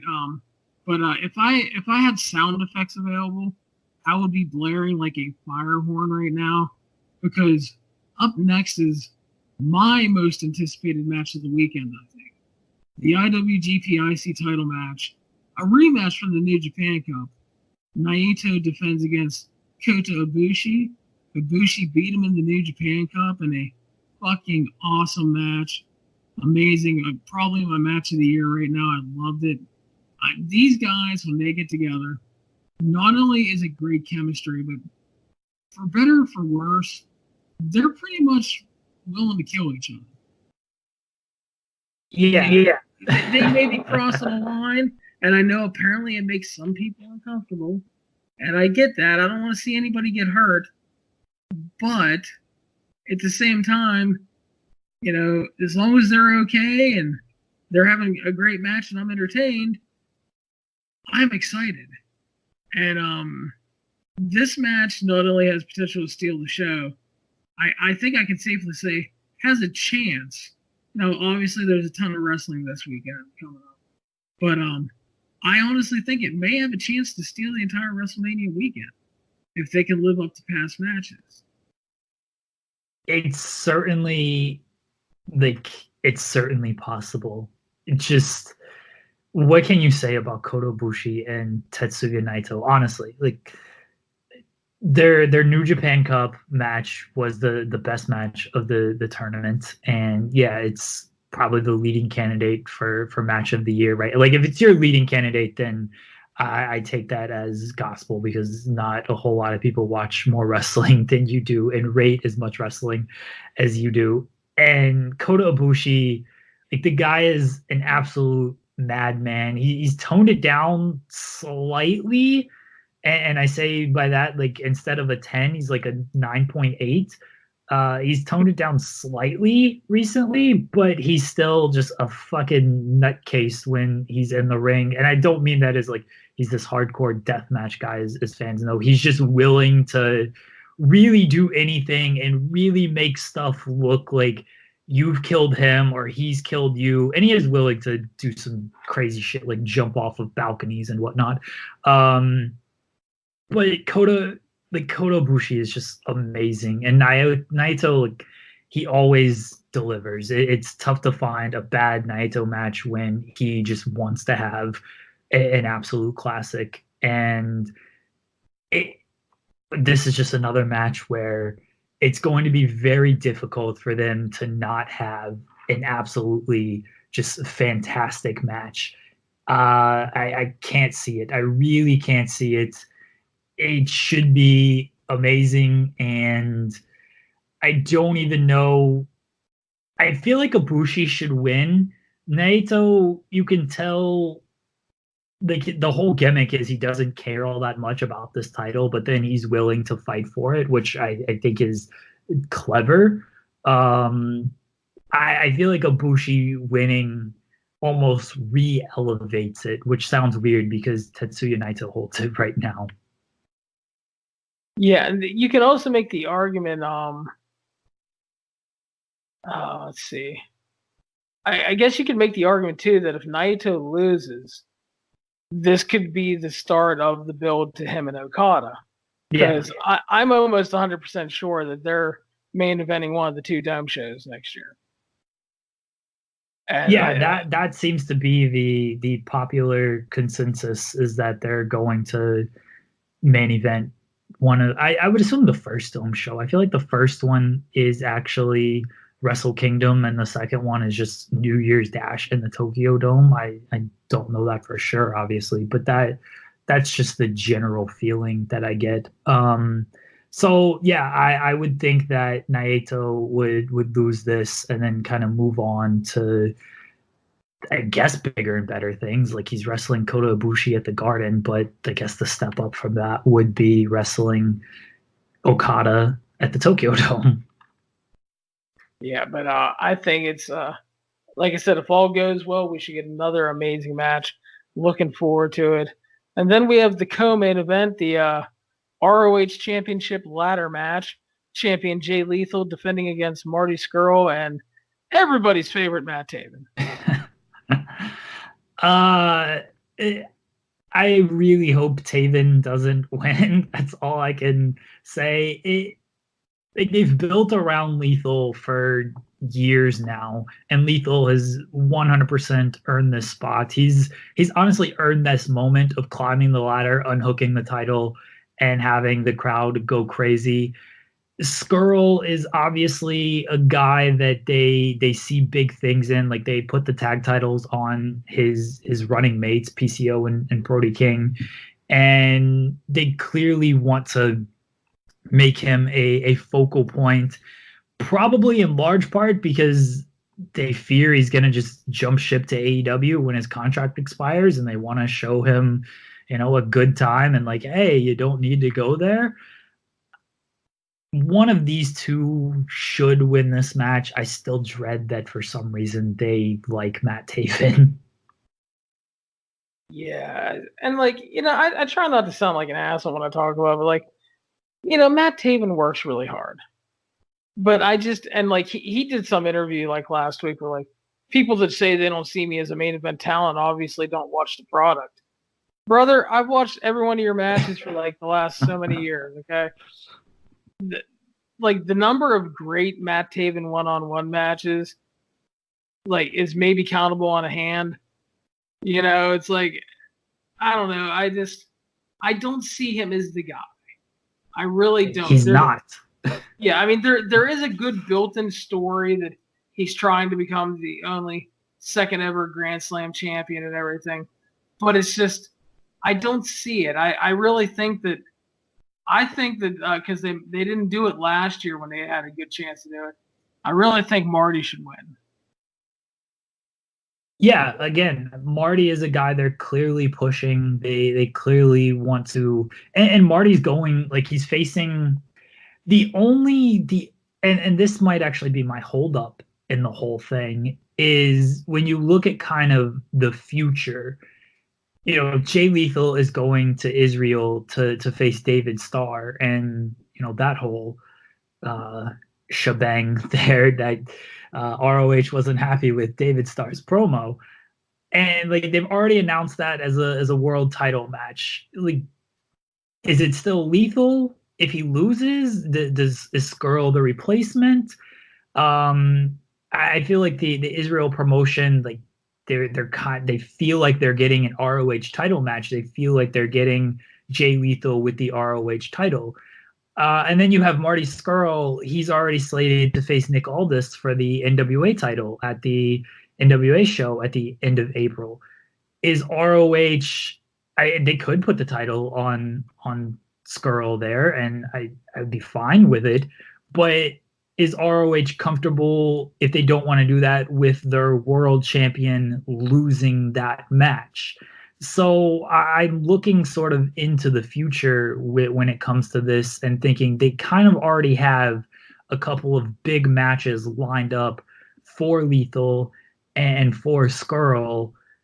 Do they switch something around if Scurll wins the title here, or do they just kind of keep going the course? And if they keep going the course, how does that affect plans for themselves with Scurll potentially losing to Aldis, or other promotions with the Israeli promotion now potentially not getting a world title match? And that's why I'm leaning towards Jay Lethal. Fair points all around, and that's a good way to look at it, man. I mean, again, lots of angles and things to think about, but the main event of the show looks to be the IWGP champion Jay White defending against Mr. Okada, our New Japan Cup winner. And this is a feud that's gone on for the better part of a year.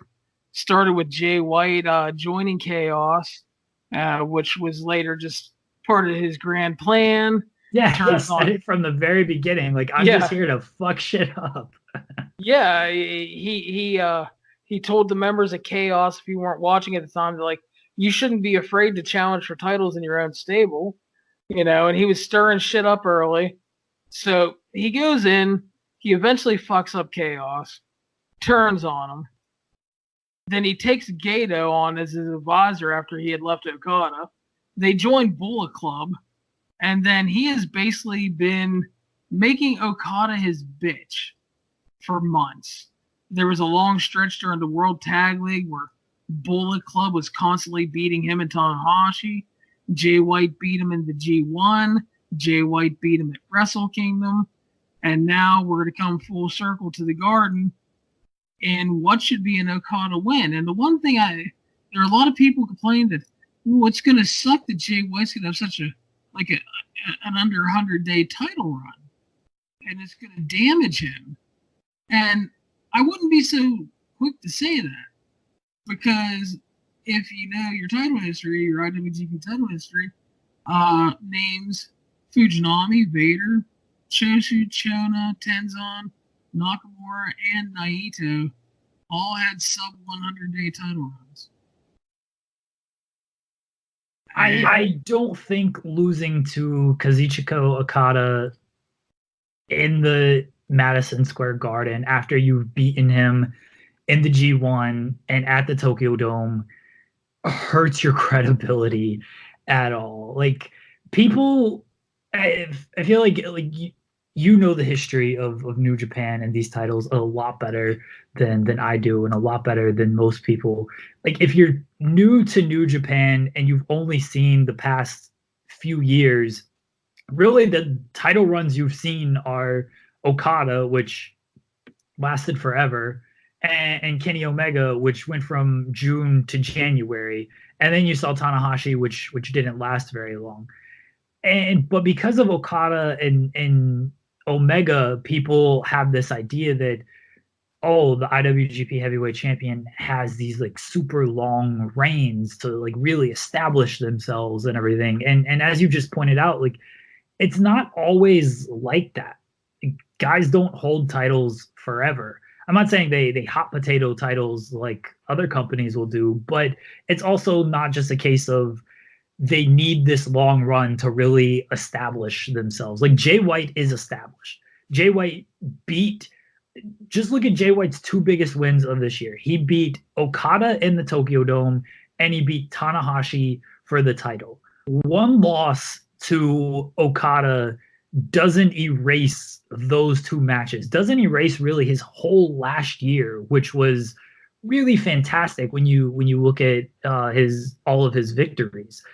And so if he loses, then he loses. It doesn't mean like they botched this title run or that he can never main event again. Like, he lost to fucking Okada.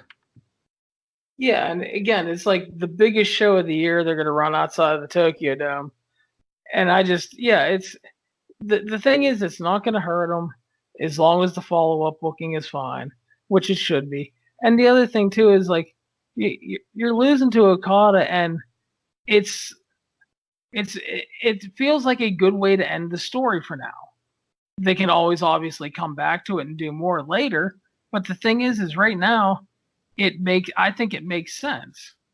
So I don't think it's going to hurt him at all, as long as his performance is good. And again, the follow-up booking is strong, which it should be, because Gato is very hands-on with him in the advisor role and everything. And Gato already has Jay White booked through 2023. Quite possibly. But the other thing, too, is, and I said this when they started, you could tell they were setting him up with the chaos stuff at the beginning. And I had made a note that I thought that they were preparing for life after Kenny Omega. And, no, blah, blah, blah, blah, blah. I never said Jay White is going to be the same as Kenny Omega. Because Kenny's a pretty special performer, one-of-a-kind guy. But they were clearly grooming Jay White to take over in case Omega left in that role. And he's done that. Character works great. His wrestling's good. He's getting better. Some of the counter stuff he does is really nice. His counter wrestling, like Jay White is still very young, and I mean, look who he's been working with in the past year. Like, look at the Jay White match against Tanahashi at last year's Wrestle Kingdom, and it was kind of clunky, and no one's blaming Tanahashi for that because he's fucking Tanahashi. So you're like, all right, Jay White kind of didn't really deliver in this match. And then look at their match this year, just a few weeks ago. It's really night and day. And a lot of that has to be attributed to just how far Jay White has come in 1 year. And this guy is still young and he's going to keep growing. He's a star.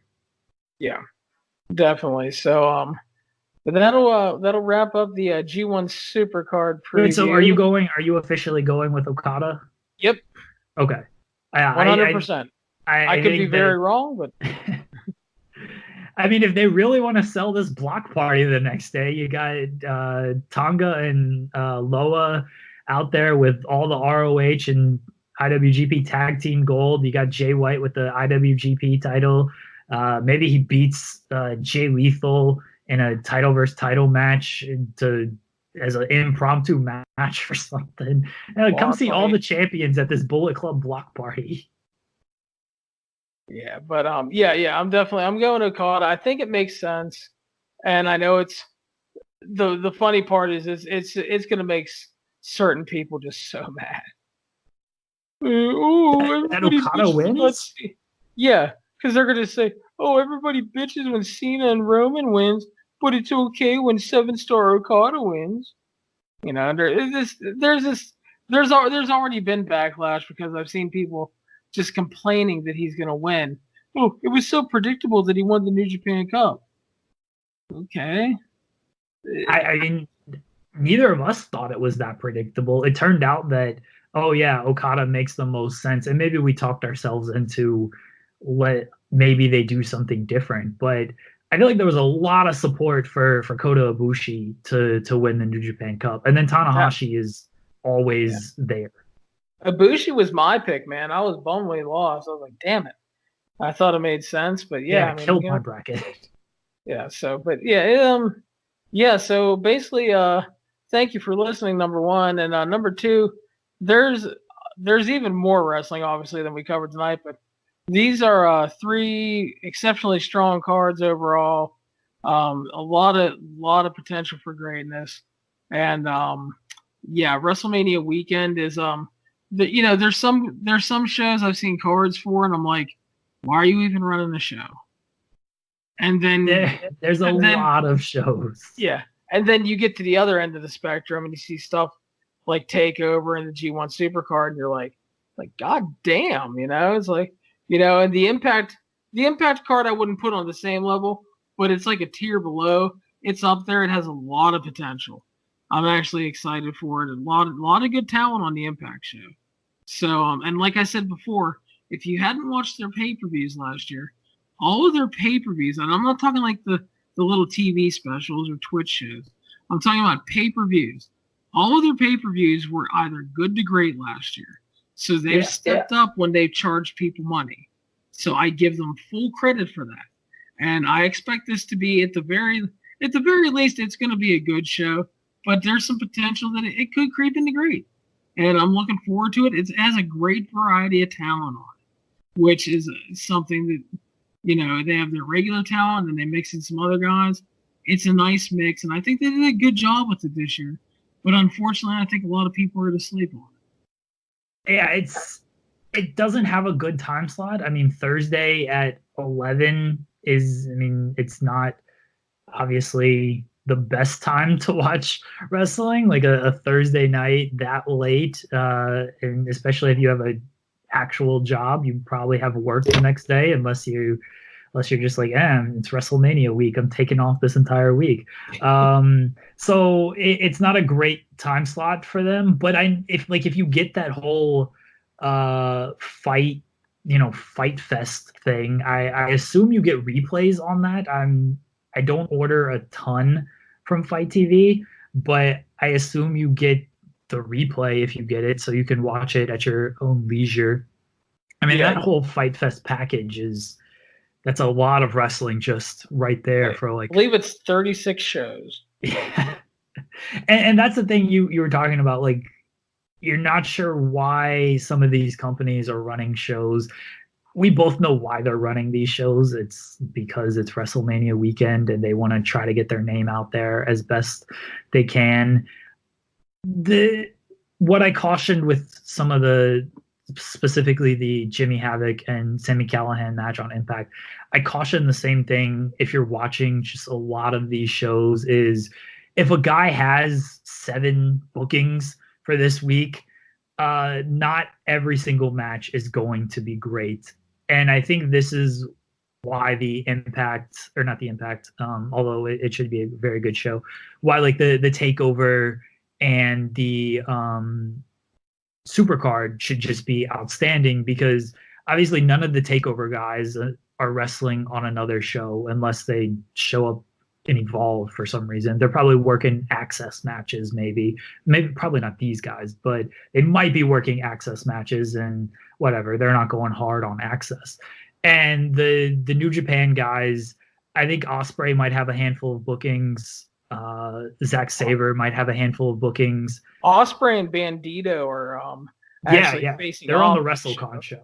Yeah, as I said last time, I still can't believe ROH has not put the kibosh on this match. Yeah, I know. But Suzuki's working the Bloodsport show again. Yeah, but your top guys aren't, like, Koda's not working any other show. Tanahashi, Okada, Jay White, nobody in the ROH main event is working another show. Like, most of these guys, and even like with Zack Sabre and Ospreay, like, they only have like maybe 1 or 2 matches, and they'll go decent, I'm sure, in those matches, but I would suspect they're still gonna like save their best. And when it comes to Zack Sabre, I mean, he doesn't have to go like he's working a tag team match. Actually, Tanahashi might be working. Isn't he working that tag team match? It's like Sabre and Suzuki against Tanahashi and somebody else on a Rev Pro show, I think. Yeah. But anyway. But yeah, they're working. The point is that the ROH New Japan guys are working very limited compared to maybe a guy like Sami Callihan, who has like 5 to 7 bookings over the weekend. Right. Yeah, so if you're trying to watch all of these shows, first off, I wish I had that much free time. I think even Larry, who watches literally every wrestling show, isn't going to be able to watch every wrestling show on this weekend. But if you're excited for a match and then it turns out to be not so great, like, just look at the guy's schedule, and that could be a reason why. But that's why this Takeover and the Supercard should really deliver, because this is the biggest event of the weekend for all of these guys, not most of them, for all of these guys. And so they're going to go all out for these shows. Both of these shows, like, we're getting this on a back-to-back night. Like, this is your Friday and Saturday night. It's amazing. It's a great time to just be a pro wrestling fan. It is. And it's again, there's going to be a lot of great wrestling, and this isn't like an anti-WWE main roster thing, but here's the thing. If you're not happy with the WWE main roster stuff, and you're not very happy with Mania, and you don't want to watch like 7 hours of Mania, and you're looking for other stuff, Takeover, the New Japan ROH show, right there, you're going to get a feel of great wrestling. And then if you're looking for something different, like the Joey Janela Spring Break shows, the Bloodsport show, they're different. And I think that's the reason why the Spring Break show and stuff succeeded, is because Joey Janela didn't want to put on a show that was the same as all the other shows, which is what a lot of the other people do. And then everybody's like, well, I feel like I've seen this show already because it's all the same guys or variations on the same match, to where you have Spring Break and you have the wackiness of the clusterfuck, and he's bringing in Taka and all kind of people and shit, and he's planning surprises again, and it's not like I don't think Spring Break is always like a great show, but it's definitely an interesting show. And there's no other show like it over the weekend. But and then again, you have WrestleCon and stuff. There's a ton of stuff that you can watch.